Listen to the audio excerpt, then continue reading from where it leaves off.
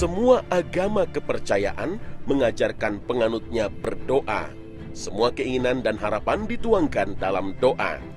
Bahkan, orang-orang tak bertuhan pun di dalam hati dan nuraninya memiliki harapan, cita-cita, dan keinginan.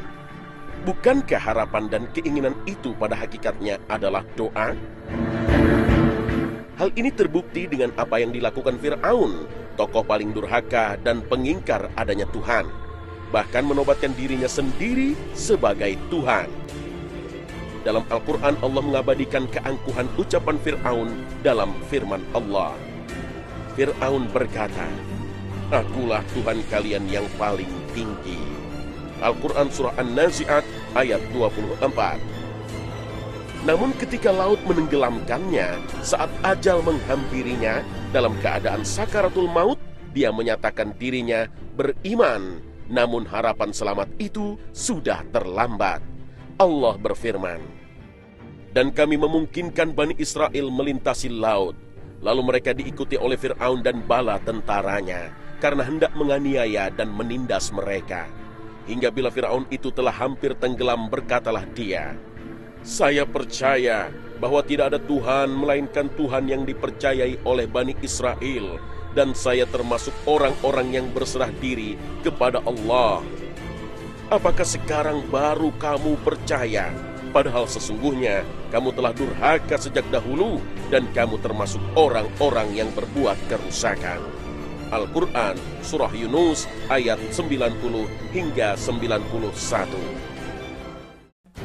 Pemirsa Khazanah, doa memiliki kedudukan yang sangat tinggi dalam syariat Islam. Banyak sekali nas-nas Al-Quran dan hadis-hadis Nabi SAW menjelaskan tentang keutamaan berdoa dengan bentuk pemaparan yang beraneka ragam. Ada yang dalam bentuk perintah, anjuran, bahkan ada yang berbentuk peringatan, dan lain sebagainya. Seluruhnya menunjukkan besarnya kedudukan dan keutamaan doa dalam syariat Islam. Sebuah untayan keinginan, harapan, dan permohonan yang jika dipanjatkan pasti diterima Allah Subhanahu wa Ta'ala. Imam Abu Daud, Tirmizi, dan lain-lain meriwayatkan sabda Rasulullah Sallallahu Alaihi Wasallam, "Sesungguhnya Rabb kalian maha hidup lagi maha mulia. Malu dari hambanya apabila ia berdoa dengan mengangkat kedua tangannya, lalu Allah mengembalikan kedua tangannya tersebut dalam keadaan kosong." Namun, banyak persoalan seputar doa yang masih menjadi pertanyaan bagi banyak masyarakat di tanah air. Seperti apakah persoalan-persoalan itu? Episode Tanya Khazanah akan menjawab untuk Anda.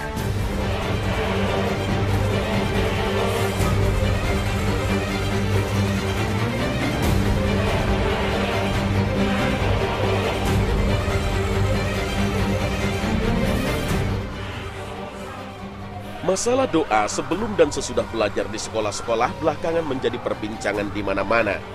Namun pertanyaan yang lebih mendasar adalah, sebenarnya doa seperti apakah yang diajarkan Rasul Shallallahu Alaihi Wasallam sebelum dan sesudah belajar di sekolah? Sebatas penelitian yang kami lakukan, zikir atau doa secara khusus sebelum mulai belajar tidak terdapat tuntunannya secara langsung. Namun secara umum dianjurkan bagi setiap muslim membaca basmalah sebelum memulai setiap aktivitas yang bernilai positif. Nabi Shallallahu Alaihi Wasallam bersabda, "Setiap perkara penting yang tidak dimulai dengan Bismillahirrahmanirrahim, maka keberkahannya terputus." Hadis riwayat Abdul Qadir Ar-Rahawi dalam Arba'in. Zikir sebelum membuka majelis secara umum termasuk majelis ilmu dianjurkan atas seorang pembicara atau guru saja, tidak untuk setiap hadirin atau murid. Zikir inilah yang kemudian disebut oleh ulama dengan khutbatul hajah.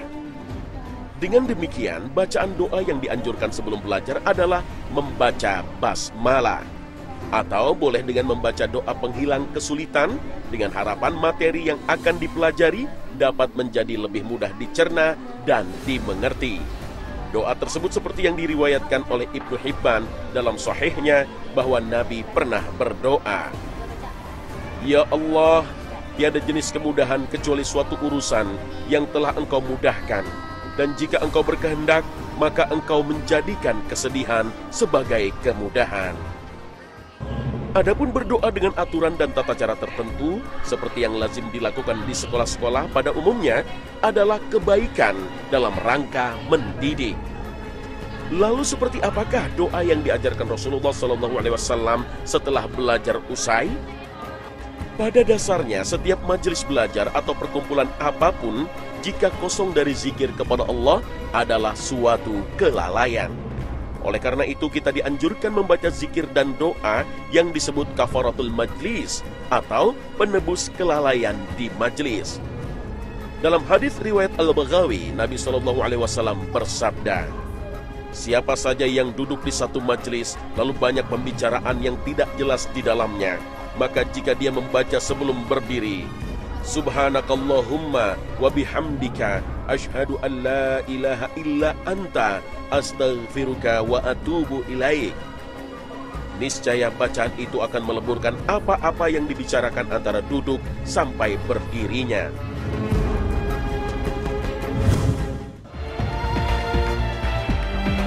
Sudah menjadi tradisi dalam pergaulan di masyarakat kita untuk saling meminta doa. Seperti misalnya, jika tengah tertimpa musibah atau sedang mendapatkan anugerah, biasanya orang sering mengatakan, tolong doakan kami. Sebenarnya, adakah tuntunan meminta doa pada orang lain? Meminta orang lain mendoakan hajat kita tidaklah tercela selama masih dalam batas-batas yang wajar dan digariskan ulama. Inilah makna dari kisah yang disebutkan oleh Imam Abu Daud dan lainnya, bahwa ketika Umar pamit kepada Nabi untuk berangkat umrah, Nabi pun mengizinkannya, lalu Nabi bersabda, wahai saudaraku, jangan lupakan kita dalam doamu. Meminta doa dari orang lain hakikatnya mengajak orang yang dimintai doa ke dalam kebaikan.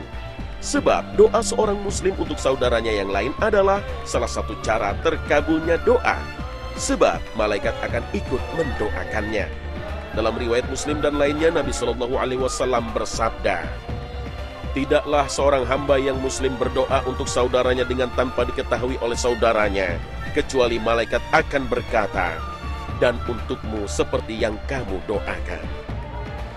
Namun begitu, berdoa sendiri secara langsung kepada Allah Subhanahu wa Ta'ala lebih dianjurkan Rasulullah SAW, dan hal itu lebih utama. Allah berfirman, وَقَالَ رَبُّكُمُ ادْعُونِي أَسْتَجِبْ لَكُمْ إِنَّ الَّذِينَ يَسْتَكْبِرُونَ عَنْ عِبَادَتِي سَيَدْخُلُونَ جَهَنَّمَ دَاخِرِينَ. Dan Tuhanmu berfirman, berdoalah kepadaku, niscaya akan kuperkenankan bagimu. Sesungguhnya orang-orang yang menyombongkan diri dari menyembahku akan masuk neraka jahanam dalam keadaan hina dina. Al-Quran Surah Al-Ghafir ayat 60. Dalam ayat lainnya Allah juga berfirman, aku mengabulkan permohonan orang yang berdoa apabila ia memohon kepadaku. Maka hendaklah mereka itu memenuhi segala perintahku, dan hendaklah mereka beriman kepadaku, agar mereka selalu berada dalam kebenaran. Al-Quran Surah Al-Baqarah ayat 186. Kedua ayat ini merupakan landasan perintah agar hendaknya setiap muslim berdoa meminta hajatnya secara langsung kepada Allah. Menguatkan hal ini, Nabi SAW bersabda, tidak ada apapun yang lebih mulia di sisi Allah selain dari doa. Hadis riwayat Tirmizi.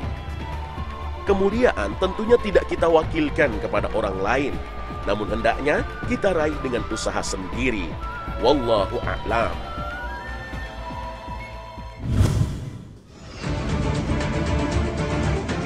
Karena kehidupan masyarakat Indonesia yang beraneka ragam, agama dan budaya, seringkali kita dihadapkan pada masalah yang rumit. Antara menjalin kasih sesama anggota masyarakat yang berbeda agama dan aturan syariat agama yang tidak boleh dilanggar. Apalagi jika perbedaan itu terjadi di dalam satu keluarga. Lalu bagaimana hukum mendoakan orang non-muslim, baik keluarga maupun orang lain? Mendoakan orang non-muslim, baik keluarga maupun tetangga atau siapapun dia, hukumnya tergantung dengan tujuan atau isi dari doanya. Jika mendoakan seorang non-muslim agar mendapatkan ampunan, rahmat, dan pahala akhirat, maka doa semacam ini tidak diperbolehkan. Hal ini dijelaskan Imam Nawawi dalam kitab Majmu'. Larangan ini berdasarkan pada kesepakatan para ulama dan firman Allah. ما كان للنبي والذين آمنوا أن يستغفروا للمشركين ولو كانوا أولي قربى من بعد ما تبين لهم أنهم أصحاب الجحيم. Tiadalah sepatutnya bagi Nabi dan orang-orang yang beriman memintakan ampun kepada Allah bagi orang-orang musyrik, walaupun orang-orang musyrik itu adalah kaum kerabatnya. Sesudah jelas bagi mereka bahwasanya orang-orang musyrik itu adalah penghuni neraka Jahannam. Al-Quran Surah At-Taubah ayat 113. Namun apabila motivasi dan isi doa tersebut berisi harapan mendapatkan hidayah Islam, maka hal ini boleh dilakukan. Bahkan doa seperti ini dianjurkan Nabi SAW. Hal ini pernah dilakukan Nabi ketika berdoa kepada Allah agar Islam dikuatkan oleh Umar atau Abu Jahal, padahal keduanya masih kafir. Nabi bersabda, "Ya Allah, kuatkanlah Islam dengan salah satu dari kedua orang-orang yang paling engkau cintai ini, Abu Jahal atau Umar bin Al-Khattab." Hadis riwayat Tirmizi. Nabi juga pernah mendoakan kabilah Daus yang masih kafir agar mendapatkan hidayah. Nabi bersabda, "Ya Allah, berilah hidayah kepada Daus dan datangkanlah mereka ke dalam Islam." Hadis riwayat Bukhari. Adapun berdoa untuk orang kafir dalam urusan duniawi, misalnya mendoakan mereka agar diberikan kesehatan, dimudahkan urusan, dan mendapatkan harta, maka para ulama meninjaunya dalam dua hal. Pertama, jika doa kebaikan duniawi tersebut untuk orang kafir yang memerangi kaum muslimin, maka hukumnya haram. Sebab berdoa kebaikan dunia untuk mereka sama saja mengharapkan kejayaan mereka atas kaum muslimin.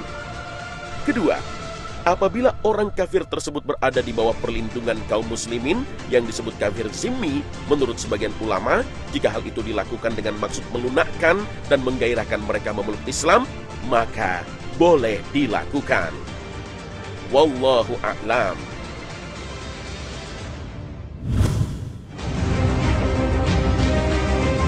Lalu bagaimana jika mendoakan orang kafir agar tertimpa azab dan bencana?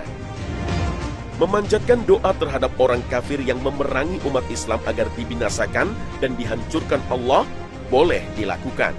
Bahkan dianjurkan oleh Rasulullah SAW.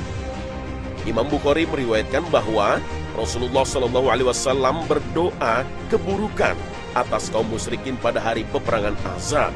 Beliau bersabda, "Ya Allah yang menurunkan kitab yang sangat cepat perhitungannya, Ya Allah, hancurkanlah kaum Ahzab. Ya Allah, hancurkanlah mereka dan goncangkanlah mereka." Untuk personil yang memusuhi Islam dan Nabi-Nya, Rasulullah SAW juga berdoa, "Ya Allah, binasakanlah Abu Jahal dan Utbah bin Rabi'ah." Hadis riwayat Bukhari.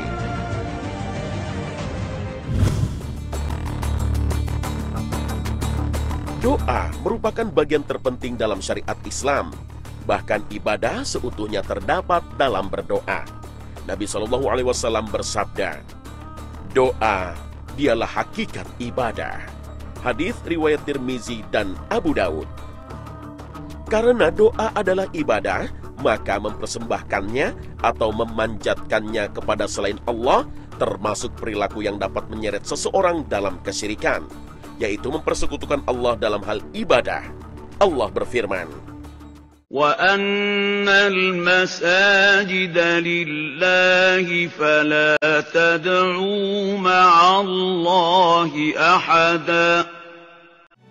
Dan sesungguhnya masjid-masjid itu adalah kepunyaan Allah. Maka janganlah kamu menyembah seseorang pun di dalamnya di samping menyembah Allah. Al-Quran Surah Al-Jin ayat 18. Oleh sebab itulah Nabi SAW sangat sering mengajarkan kita doa, baik secara lisan ataupun perbuatan. Lalu seperti apakah tuntunan doa yang diajarkan Rasulullah SAW? Di saat berdoa, hendaknya seperti apa yang dianjurkan oleh Rasul SAW, kita menghadap kiblat. Setelah menghadap kiblat, kita angkat kedua tangan kita. Setelah mengangkat kedua tangan ini, Ibnu Abbas radhiyallahu an menjelaskan bagaimana tata cara Rasul SAW mengangkat kedua tangan. Maka beliau mengatakan bahwa Nabi SAW menggabungkan dua tangannya ini, lalu diangkat setinggi wajah, dan Nabi SAW berdoa menghadap kedua tangan ini. Doa kita diawali dengan memuji Allah Subhanahu wa taala, bersalawat kepada Nabi SAW. Lalu setelah itu, akui dosa-dosa kita kepada Allah. Perbanyak istighfar di dalam doa kita. Ya Allah, ampuni dosa hamba, ya Allah, ampuni dosa hamba. Baru setelah itu, kita ungkapkan doa-doa kita yang baik-baik. Ada beberapa hal ketika kita juga berdoa kepada Allah yang harus diperhatikan. Ketika kita berdoa, maka kita diminta untuk muqinuna bil ijabah. Ketika kita berdoa, harus betul-betul di saat kita berdoa itu yakin bahwa Allah akan memberikan jawabannya kepada kita. Bahwa Allah akan mengabulkan doa-doa kita. Kalau seandainya di saat kita sudah berdoa, kita merasa bahwa doa kita belum diijabah oleh Allah Subhanahu wa taala, maka kita perlu sadar bahwa Rasul Shallallahu alaihi wasallam sudah menegaskan bahwa doa itu akan selalu diijabah oleh Allah Subhanahu wa taala malam ya'jal, ketika seorang hamba itu dia belum tidak tergesa-gesa di dalam doanya. Oleh karena itu, sebahagian besar ulama mengambil kesimpulan, kalau seandainya seseorang itu mengulang-ulang doanya terus, ya Allah hambamu butuh ini ya Allah, terus diulang-ulang doanya, terus diulang-ulang, maka pengulangan doa itulah yang akan membuat Allah Subhanahu wa taala mengabulkan doanya. Karena Allah Subhanahu wa taala Hayyun Karim. Allah Subhanahu wa taala Maha Malu, Maha Mulia. Maka Allah Subhanahu wa taala tidak akan mau membiarkan kedua tangan hambanya yang sudah diangkat itu, ketika dia terus semangat, istiqomah, berdoa, mohon dengan tekad yang baik, insya Allah Allah Subhanahu wa taala tidak akan membiarkan kedua tangan itu turun tanpa Allah Subhanahu wa taala memberikan ijabahnya kepada kita. Lalu ada juga yang perlu kita perhatikan. Ketika kita berdoa, hendaknya kita mengikuti apa yang Allah perintahkan. Ud'u rabbakum tadarru'an wa khufyah. Kita diminta untuk berdoa kepada Allah dengan penuh kekhusyuan, dengan penuh lemah lembut, dengan penuh suara yang baik. Karena apa? Ini pun akan mempengaruhi kualitas doa yang kita ucapkan kepada Allah Subhanahu wa taala. Dan mungkin bagi kita yang saat ini sudah luar biasa, setiap saat kita berdoa kepada Allah, akan tetapi ada doa-doa kita yang belum diijabah oleh Allah. Tidak perlu risau, tidak perlu galau, karena pada hakikatnya Allah Subhanahu wa taala sudah menegaskan, ud'uuni astajib lakum, berdoalah kepadaku, maka kalian akan aku kabulkan semua permintaan. Memang pengabulan doa Allah Subhanahu wa taala kepada kita tidak langsung serta-merta dalam satu paket, tidak. Ada 3 kemungkinan Allah mengabulkan doa kita. Yang pertama adalah seketika itu juga, ketika kita berdoa kepada Allah, mohon kepada Allah, Allah kabulkan apa yang kita minta. Atau bisa jadi yang kedua, Allah akhirkan. Bisa jadi diakhirkan dalam waktu-waktu yang relatif cukup lama, atau memang tidak Allah kabulkan di dunia, tetapi Allah kabulkan nanti di akhirat. Atau yang ketiga, tidak dikabulkan oleh Allah doa kita, akan tetapi Allah ganti. Dengan apa? Dengan menghindarkan bala sebesar apa yang kita mohon kepada Allah Subhanahu wa taala. Subhanallah, betapa indahnya perkataan para salafus saleh. Beliau mengatakan, la yahummuni ijabatud doa. Tidak penting bagiku apakah doaku itu diijabah oleh Allah, dikabulkan oleh Allah atau tidak. Karena pada hakikatnya aku tidak mengetahui apakah yang aku doakan itu baik atau tidak bagiku untuk akhiratku. Tetapi yang paling penting bagiku adalah bagaimana Allah Subhanahu wa taala memberikan kekuatan kepadaku agar tetap merasakan manisnya ketika aku berdoa kepada Allah. Alangkah nikmatnya ketika lisanku ini terus bermunajat kepada Allah. Bahkan mungkin di saat itu aku meneteskan air mata. Karena pada hakikatnya yang terbaik adalah ketika hubunganku tetap dibina baik kepada Allah Subhanahu wa Ta'ala. Dan itu bisa dijalin dengan doa kita kepada Allah. Berdoa dianjurkan dengan suara lirih, disertai dengan rasa rendah. Allah berfirman, "Berdoalah kepada Tuhanmu dengan berendah diri dan suara yang lembut. Sesungguhnya Allah tidak menyukai orang-orang yang melampaui batas." Al-Quran Surah Al-A'raf ayat 55. Senada dengan ayat ini, dalam riwayat Bukhari dan Muslim diceritakan bahwa para sahabat Nabi saat melewati lembah mereka mengangkat suara, berdoa menyebut nama Allah, lalu Nabi SAW bersabda, "Wahai manusia, fokuslah dalam berdoa atas diri kalian. Sesungguhnya kalian tidak sedang memanggil orang tuli, dan bukan pula orang yang gaib. Sesungguhnya Dia Allah menyertai kalian." Dalam berdoa, Nabi juga menuntun kita agar menengadahkan tangan. Nabi SAW mengangkat tangan saat berdoa. Menurut Imam As-Suyuti, hadis mengangkat kedua tangan dalam berdoa berjumlah sekitar 100 riwayat hadis. Dianjurkan mengulang doa sebanyak 3 kali. Imam At-Tabrani menyebutkan sebuah riwayat dari Abdullah bin Mas'ud. Beliau berkata, adalah doa yang paling disukai Nabi SAW berdoa dengan mengulanginya 3 kali. Rasulullah SAW menuntun umatnya untuk memilih doa. Doa yang dipilih Nabi adalah yang bersifat umum dan mencakup segala kebaikan, atau yang dikenal dengan sebutan doa sapu jagat. Imam Ahmad meriwayatkan dari Aisyah radhiyallahu anha, ia berkata, Rasulullah SAW menyukai doa-doa yang bersifat universal dan meninggalkan doa selain dari itu. Sebaliknya, kita tidak dianjurkan memanjatkan doa dengan cara yang berlebih. Misalnya, merincikan permintaan kepada Allah dengan detail. Misalnya, "Ya Allah, berikanlah aku rumah besar berwarna putih yang dibangun di sebelah telaga di dalam surgamu." Doa seperti ini dicela oleh Rasulullah SAW.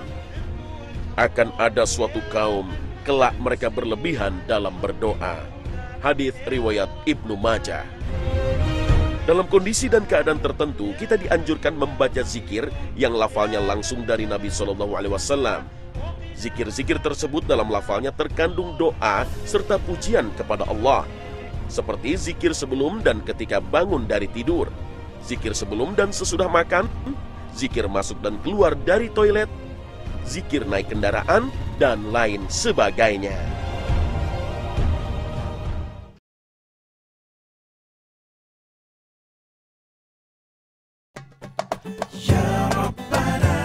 Pemirsa Khazanah, semoga tanya jawab Khazanah hari ini bermanfaat bagi Anda, dan semoga kita selalu diberikan hidayah untuk selalu berdoa kepada Allah.